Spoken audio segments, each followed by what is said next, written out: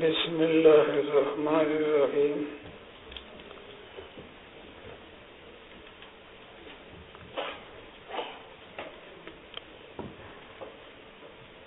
ڈاکٹر صاحب نے اجازت دی ہے کہ سبق شروع کر دیا جائے۔ سبق کا معاملہ ایسا ہے کہ سر دست عبارت پڑھی جائے گی اور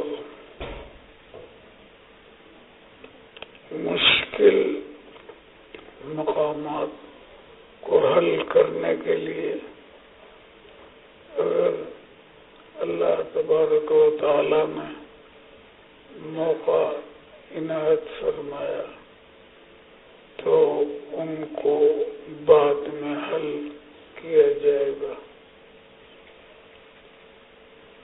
جہاں تک تعلق ہے آپ کے سبق کا اور اس میں عبارت پڑھنے کا، تو آپ کو شاید پہلے یہ بتایا تھا کہ ہم نے جب دور حدیث کیا تو سالانہ امتحان تک ہمارے کل 4 پارے بخاری کے ہوئے تھے اور 26 پارے ایک ہفتے کے اندر ہم نے علی سبیل السرد والقراءہ پورے کیے تھے۔ آپ کی نوعیت اس سے ظاہر ہے کہ بالکل مختلف ہے۔ جلد ثانی کا سبق آپ کا باقاعدہ ہوتا رہا ہے اور ہوگا۔ باقی میرے پاس جو سبق ہے وہ قرأت کی شکل میں ہم پڑھیں گے۔ جو حضرات قرأت کریں گے ان کو کئی باتوں کا خیال کرنا ہوگا۔ ایک تو یہ کہ عبارت صحیح ہو، بے حد ضروری ہے۔ دوسری بات یہ کہ بلند آواز سے قرأت کی جائے۔ تیسری بات یہ ہے کہ جلدی نہ کی جائے، آرام آرام سے پڑھا جائے۔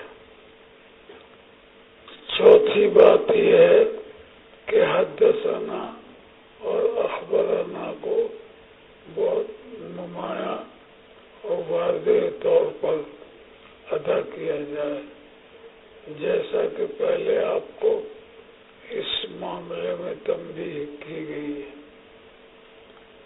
اور آخری بات یہ ہے کہ صلی اللہ علیہ وسلم کو ادب کے ساتھ اور احترام کے ساتھ پڑھا جائے۔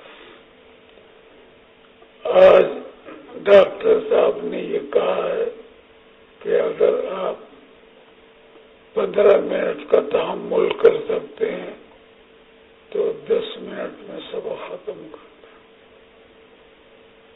اگر 20 منٹ کا تحمل آپ کر سکتے ہیں تو 15 منٹ میں سبق ختم کر دیں۔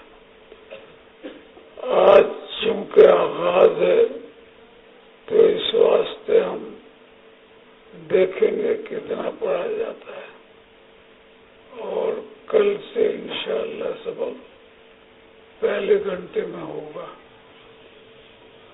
اور امید ہے اللہ کی ذات سے کہ آہستہ آہستہ اس میں اضافہ ہوگا اور اس کی مقدار بڑھتی چلی جائے۔ اب شروع کر دو۔ باب حسن اسلام المرء۔ بسم الله الرحمن الرحيم۔ الحمد لله الذي جعل المحدثين حماة الأحاديث والإسلام ونشر بهم الشرائع والأحكام، والصلاة والسلام على سيد الخلق والأنام وعلى آله وأصحابه الذين هم بذلوا حياتهم لنشر علوم الحديث وصيانة الإسلام. أما بعد، فبالسند المتصل منا إلى الإمام الحافظ الحجة الثقة أمير المؤمنين في الحديث ورأس المحدثين في القديم والحديث أبي عبد الله محمد بن إسماعيل بن إبراهيم بن المغيرة بن البردزبة ابن بززبة الجعفي البخاري رحمه الله تعالى رحمة واسعة، ومتعنا الله تعالى بعلومه آمين. قال: باب حسن إسلام المرء. قال مالك: أخبرني زيد بن أسلم أن عتاة بن يسار أخبره أن أبا سعيد الخدري رضي الله عنه وعنهم أخبره أنه سمع رسول الله صلى الله عليه وسلم يقول: إذا أسلم العبد فحسن إسلامه يكفر الله عنه كل سيئة كان زلفها، وكان بعد ذلك القصاص الحسنة ب10 أمثالها إلى 700 ضعف، والسيئة بمثلها إلا أن يتجاوز الله عنها. وبه قال حدثنا إسحاق بن منصور قال حدثنا عبد الرزاق قال أخبرنا معمر عن همام عن أبي هريرة رضي الله عنه وعنهم قال: قال رسول الله صلى الله عليه وسلم: إذا أحسن أحدكم إسلامه فكل حسنة يعملها تكتب له ب10 أمثالها إلى 700 ضعف، وكل سيئة يعملها تكتب له بمثلها. باب أحب الدين إلى الله عز وجل أدومه. وبه قال حدثنا محمد بن المثنى قال حدثنا يحيى عن هشام قال أخبرني أبي عن عائشة رضي الله عنها وعنهم أن النبي صلى الله عليه وسلم دخل عليها وعندها امرأة، قال: من هذه؟ قالت: فلانة تذكر من صلاتها. قال: مه عليكم بما تطيقون، فوالله لا يمل الله حتى تملوا. وكان أحب الدين إليه ما داوم عليه صاحبه. باب زيادة الإيمان ونقصانه، وقول الله تعالى: وزدناهم هدى ويزداد الذين آمنوا إيمانا. وقال: اليوم أكملت لكم دينكم، فإذا ترك شيئا من الكمال فهو ناقص. وبه قال حدثنا مسلم بن إبراهيم قال حدثنا هشام قال حدثنا قتادة عن أنس رضي الله عنه وعنهم عن النبي صلى الله عليه وسلم قال: يخرج من النار من قال لا إله إلا الله وفي قلبه وابن شعيرة من خير، ويخرج من النار من قال لا إله إلا الله وفي قلبه وابن برة من خير، ويخرج من النار من قال لا إله إلا الله وفي قلبه وابن ذرة من خير. قال أبو عبد الله: قال أبان حدثنا قتادة قال حدثنا أنس رضي الله عنه وعنهم عن النبي صلى الله عليه وسلم من إيمان مكان خير. وبه قال حدثنا الحسن بن الصباح سمع جعفر بن عون قال حدثنا أبو العميس قال أخبرنا قيس بن مسلم عن طارق بن شهاب عن عمر بن الخطاب رضي الله عنه وعنهم أن رجلا من اليهود قال له: يا أمير المؤمنين، آية في كتابكم تقرؤونها لو علينا معشر اليهود نزلت لاتخذنا ذلك اليوم عيدا. قال: أي آية؟ قال: اليوم أكملت لكم دينكم وأتممت عليكم نعمتي ورضيت لكم الإسلام دينا. قال عمر: قد عرفنا ذلك اليوم والمكان الذي نزلت فيه على النبي صلى الله عليه وسلم وهو قائم بعرفة يوم جمعة. باب الزكاة من الإسلام. وقوله تعالى: وما أمروا إلا ليعبدوا الله مخلصين له الدين حنفاء ويقيموا الصلاة ويؤتوا الزكاة وذلك دين القيمة.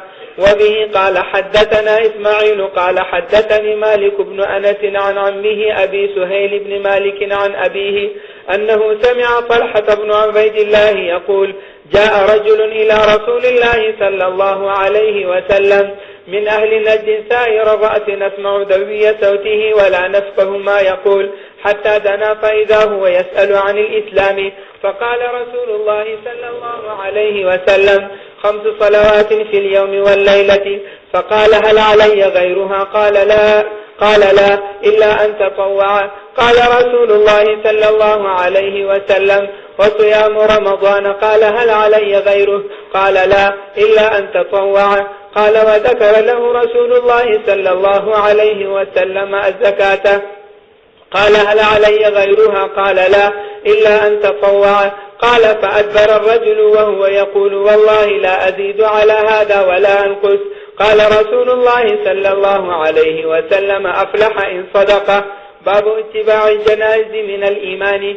وبه قال حدثنا أحمد بن عبد الله بن علي المنجوفي قال حدثنا روح قال حدثنا عوف عن الحسن ومحمد عن أبي هريرة رضي الله عنه وعنهم أن رسول الله صلى الله عليه وسلم قال من اتبع جنازة مسلم إيمانا واحتسابا وكان معه حتى يصلي عليها ويفرغ من دفنها فإنه يرجع من الأجر بقيراطين كل قيراط مثل أحد. ومن صلى عليها ثم رجع قبل أن تدفن فإنه يرجع من الأجر بقيراط.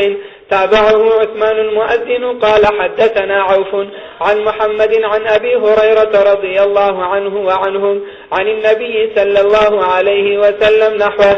باب خوف المؤمن أن يحبط عمله وهو لا يشعر. وقال إبراهيم التيمي ما عرضت قولي على عملي إلا خشيت أن أكون مكذبا. وقال ابن أبي مليكة أدركت 30 من أصحاب النبي صلى الله عليه وسلم كلهم يخاف النفاق على نفسه ما منهم أحد يقول أنه على إيمان جبريل إنه على إيمان جبريل وميكائيل. ويذكر عن الحسن ما خافه إلا مؤمن ولا أمنه إلا منافق. وما يحذر من الإصرار على التقاتل والعصيان من غير توبة لقول الله تعالى ولم يصروا على ما فعلوا وهم يعلمون. وبه قال حدثنا محمد بن عرعرة قال حدثنا شعبة عن زبيد قال سألت أبا وائل عن المرجئة سألت أبا وائل عن المرجئة فقال حدثني عبد الله أن النبي صلى الله عليه وسلم قال سباب المسلم فسوق وقتاله كفر. وبه قال حدثنا قتيبة بن سعيد قال حدثنا إسماعيل بن جعفر عن حميد عن أنس رضي الله عنه قال أخبرني عبادة بن الصامت أن رسول الله صلى الله عليه وسلم خرج يخبر بليلة القدر فتلاحى رجلان من المسلمين فقال إني خرجت لأخبركم بليلة القدر وإنه تلاحى فلان وفلان فرفعت عسى أن يكون خيرا لكم التمسوها في 7 و9 و5. باب سؤال جبريل النبي صلى الله عليه وسلم عن الإيمان والإسلام والإحسان وعلم الساعة وبيان النبي صلى الله عليه وسلم له. ثم قال جاء جبريل عليه السلام يعلمكم دينكم فجعل ذلك كله دينا. وما بين النبي صلى الله عليه وسلم لوفد عبد القيس من الإيمان وقوله تعالى ومن يبتغي غير الإسلام دينا فلن يقبل منه. وبه قال حدثنا مسدد قال حدثنا إسماعيل بن إبراهيم قال أخبرنا أبو حيان التيمي عن أبي زرعة عن أبي هريرة رضي الله عنه وعنهم قال كان النبي صلى الله عليه وسلم بارزا يوما للناس فأتاه رجل فقال ما الإيمان؟ قال الإيمان أن تؤمن بالله وملائكته وبلقائه ورسله وتؤمن بالبعث. قال ما الإسلام؟ قال الإسلام أن تعبد الله ولا تشرك به وتقيم الصلاة وتؤتي الزكاة المفروضة وتصوم رمضان. قال ما الإحسان؟ قال أن تعبد الله كأنك تراه فإن لم تكن تراه فإنه يراك. قال متى الساعة؟ قال ما المسؤول بأعلم من السائل. وسأخبرك عن أشراطها إذا ولدت أمة ربها وإذا تطاول رعاة الإبل البهم في البنيان في 5 لا يعلمهن إلا الله. ثم تلا النبي صلى الله عليه وسلم إن الله عنده علم الساعة الآية. ثم أدبر فقال ردوه فلم يروا شيئا فقال هذا جبريل يعلم الناس دينهم.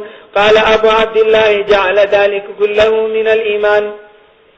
باب. وبه قال حدثنا إبراهيم بن حمزة قال حدثنا إبراهيم بن سعد عن صالح عن ابن شهاب عن عبيد الله بن عبد الله أن عبد الله بن عباس رضي الله عنهما وعنهم أخبره قال أخبرني أبو سفيان بن حرب أن هرقل قال له سألت هل يزيدون أم ينقصون فزعمت أنهم يزيدون وكذلك الإيمان حتى يتم، وسألتك هل يرتد أحد سخطة لدينه بعد أن يدخل فيه فزعمت ألا، وكذلك الإيمان حين تخالط بشاشته القلوب لا يسخطه أحد. باب فضل من استبرأ لدينه. وبه قال حدثنا أبو نعيم قال حدثنا زكريا عن عامر قال سمعت النعمان بن بشير يقول سمعت رسول الله صلى الله عليه وسلم يقول الحلال بين والحرام بين وبينهما مشتبهات لا يعلمها كثير من الناس فمن اتقى المشبهات استبرأ لدينه وعرضه، ومن عقى في الشبهات كراع يرى حول الحمى يوشك أن يواقعه. ألا وإن لكل ملك حما، ألا إن حمى الله في أرضه محارمه، ألا وإن في الجسد مضغة إذا صلحت صلح الجسد كله وإذا فسدت فسد الجسد كله، ألا وهي القلب. باب أداء الخمس من الإيمان. وبه قال حدثنا علي بن الجعد قال أخبرنا شعبة عن أبي جمرة قال كنت أقعد مع ابن عباس رضي الله عنهما وعنهم فيجلسني على سريره فقال أقم عندي حتى جعل لك سهما من مالي، فأقمت معه شهرين. ثم قال أن وفد عبد القيس لما أتوا النبي صلى الله عليه وسلم قال من القوم أو قال من الوفد؟ قالوا ربيعة. قال مرحبا بالقوم أو قال بالوفد غير خزايا ولا ندامة. فقالوا يا رسول الله إنا لا نستطيع أن نأتيك إلا في الشهر الحرام بيننا وبينك هذا الحي من كفار مضرة، فمرنا بأمر فصل نخبره به من وراءنا وندخل به الجنة. وسألوه عن الأشربة فأمرهم ب4 ونهاهم عن 4. أمرهم بالإيمان بالله وحده. قال أتدرون ما الإيمان بالله وحده؟ قالوا الله ورسوله أعلم. قال شهادة أن لا إله إلا الله وأن محمد رسول الله وإقام الصلاة وإيتاء الزكاة وصيام رمضان وأن تعطوا من المغنم الخمس. ونهاهم عن 4 عن الحنتم والدباء والنقير والمزفة وربما قال المقير. وقال احفظوهن وأخبروا بهن من وراءكم. باب ما جاء أن الأعمال بالنية والحسبة ولكل امرئ ما نوى، فدخل فيه الإيمان والأذو والصلاة والزكاة والحج والصوم والأحكام.